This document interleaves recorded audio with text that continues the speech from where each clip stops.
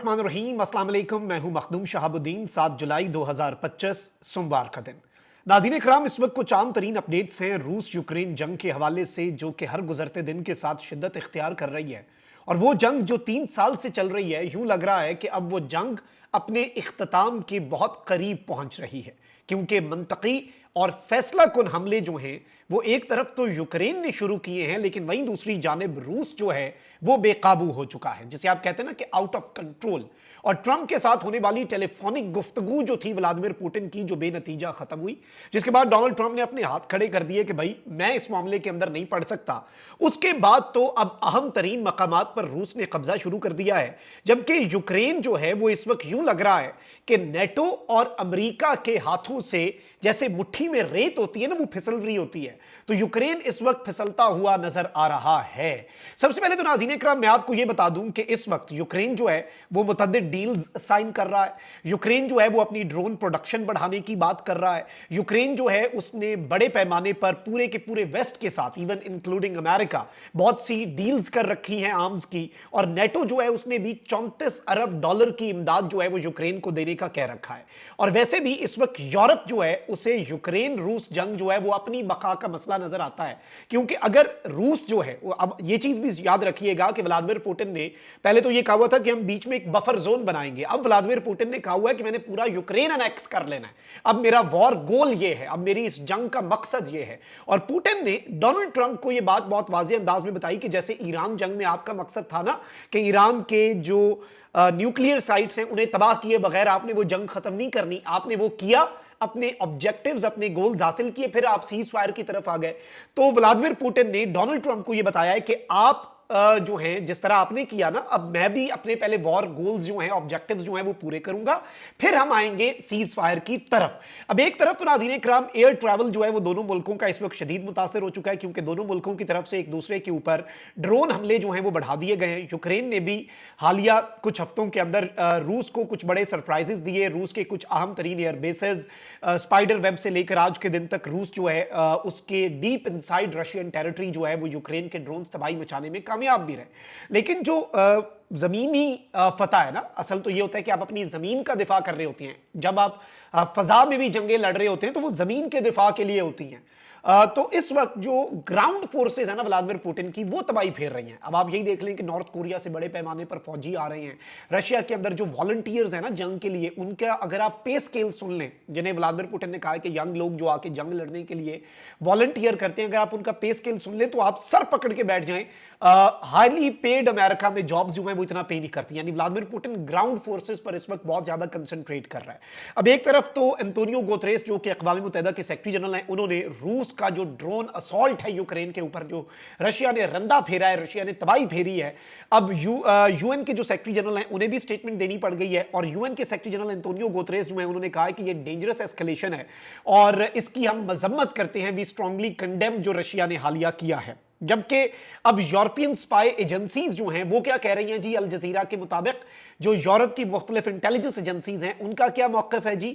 Europe की intelligence agencies कह रही हैं कि Russia expanding Ukraine chemical weapon use, रूस जो है वो कीमियाई हथियारों का इस्तेमाल जो है उसे एक्सपैंड करता जा रहा है यूक्रेन के अंदर, और रशिया जो है वो अब बड़े पैमाने पर सख्त तरीन तबाही जो है उसकी तरफ बढ़ता हुआ नजर आ रहा है। ये बात कौन कर रहा है जी? ये बात यूरोप की मुख्तलिफ इंटेलिजेंस एजेंसीज कर रही हैं।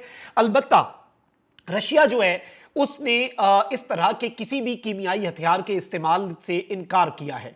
लेकिन अब डच और जर्मन इंटेलिजेंस एजेंसीज जो हैं उन्होंने यह स्टेटमेंट दिया है कि रशिया ने केमिकल हथियार जो हैं वो यूज करना शुरू कर दिए हैं और आलमी कवानीन की रूस जो है वो इस जंग के अंदर आलमी कवानीन की धज्जियां उड़ा रहा है। ये यूरोप का दो अहम तरीन ममालिक जर्मन और डच इंटेलिजेंस एजेंसीज जो हैं इनका ये मौकफ है। और इस वक्त मैं आपको ये बता दूं कि इन्होंने कहा है कि बहुत ही ज्यादा जो बैंड प्रोडक्ट्स हैं जो जंग के अंदर इस्तेमाल नहीं हो सकते वो रशिया ने इस्तेमाल करने शुरू कर दिए हैं। और जो चोकिंग एजेंट है chloropicrin, if I am pronouncing it right, ये जो एक एजेंट है इसका इस्तेमाल जो है वो ये कह रहे हैं जो कि ऐसा केमिकल है जिससे बंदा चोक कर जाता है, उसकी जो सांसें हैं वो थम जाती हैं। और अब ये कह रहे हैं कि जी इस वक्त रूस जो है उसने भी डिनाई किया कि हमने कोई केमिकल हथियार इस्तेमाल नहीं किया। अलबत्ता रशिया कहता है कि यूक्रेन भी इस तरह के हथियार इस्तेमाल करता है, तो यूक्रेन जो है उसने भी डिनाई किया है। और रशियन फॉरेन मिनिस्ट्री जो है उन्होंने कहा है कि जी फेडरल सिक्योरिटी सर्विस जो है उन्होंने यूक्रेन की तरफ से जो हथियार आया है, हमारी फेडरल सिक्योरिटी सर्विस ने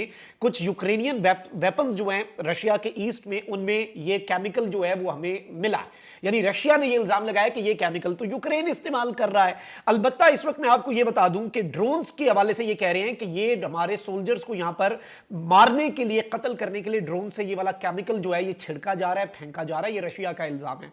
यूरोप ये इल्जाम लगा रहा है कि जी ये वाले केमिकल हथियार जो हैं और केमिकल एलिमेंट्स जो हैं उन्हें बेसिकली ये इस्तेमाल कर रहे हैं। अब हुआ ये नाज़रीन कराम कि इस वक्त पूरी की पूरी सिचुएशन जो है इसमें द डिफेंस पोस्ट क्या रिपोर्ट कर रहा है, मैं रेफरेंस इसलिए देता हूं क्योंकि जंग में सनसनी बहुत होती है, as I have already mentioned. Russia जो है उसने नाज़रीन कराम ये स्टेटमेंट दिया है कि उसने मजीद ईस्ट यूक्रेन के अंदर 2 सेटलमेंट्स जो हैं उन पर अपना कब्जा कर लिया है। एक सेटलमेंट जो है वो दोनेत्स्क रीजन में है और दूसरी सेटलमेंट जो है वो खार्किव रीजन में है। और यूक्रेन जो है उसने इमीडिएटली कोई कमेंट जो है वो रशिया के इन क्लेम्स के ऊपर नहीं दिया, जिससे मजीद रशिया के क्लेम में जान पड़ती है।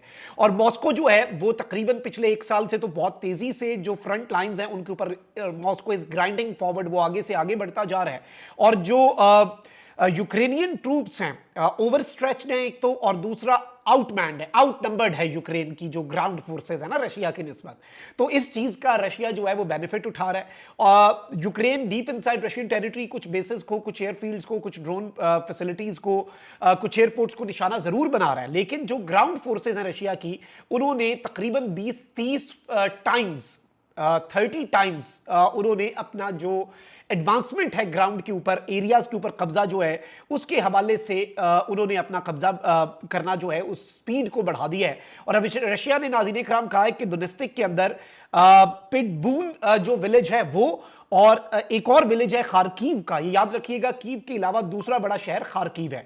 खार्कीव के अंदर सोबलिवका शहर जो है उसके ऊपर इन्होंने कहा है कि रशिया ने कब्जा कर लिया है और रूस के फौजियों ने यहां पर आकर अपने जो झंडे हैं रूस के झंडे लहरा दिए हैं। इससे आप समझ जाएं कि सूरत हाल जो है वो कितनी इस वक्त गंभीर हो चुकी है और व्लादिमीर पुतिन इस वक्त अनस्टॉपेबल हो रहा है और वो किसी भी तरह से जो अपनी एडवांसमेंट्स हैं, अपने जो कब्जे हैं, अपने जो हमले हैं, उन्हें नहीं रोक रहा। और ये यूक्रेन जो है वो अब फिसलता जा रहा है यूरोप के हाथ से, क्योंकि व्लादिमीर पुतिन एक बफर जोन बनाना चाहता है। रूस कहता है कि जी यूक्रेन नेटो का रुकन बन गया तो ये हमारे सर पे आ जाएगा नेटो, और रूस कहते हैं मैं बीच में यूक्रेन की पूरी पट्टी पे कब्जा करके उसे बफर जोन बना दूंगा ताकि नेटो जो है वो डायरेक्टली रशियन बॉर्डर तक ना पहुंच सके। तो अब इस सब के अंदर एक और चीज हुई है नाज़रीन इकराम के, कीव का जो लेफ्ट बैंक है वहां पर एक मेजर एक्सप्लोजन हुआ है और बताया यह गया है कि धुएं के काले बादल वहां पर उभरे हैं। कोई एयर रेड का अलर्ट नहीं हुआ और बताया यह जाता है कि थर्मल पावर प्लांट जो है उसे रूस ने हिट किया है और किसी बड़े ही तेज किस्म के और ऐसे मिसाइल से या ऐसी टेक्नोलॉजी से हिट किया है जो एयर डिफेंस सिस्टम में नहीं आई, और इसीलिए जो एयर डिफेंस है वो वहां पर एक्टिव नहीं हुआ। यानी एयर डिफेंस एक्टिव होता है तो फिर एयर रेड सायरन बजते हैं, एरिया में लोगों को पता चलता है, वो मोहतात हो जाते हैं। ऐसा कुछ नहीं हुआ, सिर्फ आके रशिया का मिसाइल या जो भी चीज है, जो भी प्रोजेक्टाइल हम उसे कह लेते हैं, उसमें कुछ भी हो सकता है, वो आकर लगा है और उसने आकर यहां पर थर्मल पावर प्लांट जो है उसे उड़ा दिया है, उसे तबाह कर दिया है। और इस वक्त रशिया जो है वो अपनी एडवांसमेंट्स और कब्जे जो हैं वो जारी रखे हुए, और यूरोप के लिए ये एक डिसाइसिव मोमेंट बन चुका है, क्योंकि रशिया यूक्रेन जंग अब फैसला कुन मरहले में दाखिल है, क्योंकि अब रशिया आगे से आगे बढ़ता जा रहा है और अमेरिका जो है वो भी उस तरीके से यूक्रेन के साथ नहीं खड़ा, अलबत्ता यूरोप और मेजॉरिटी नेटो जो है वो इस वक्त यूक्रेन के साथ खड़े हैं। कमेंट सेक्शन में राय का इजहार जरूर करें। अपना बहुत ख्याल रखें। अल्लाह निगहबान। पाकिस्तान जिंदाबाद।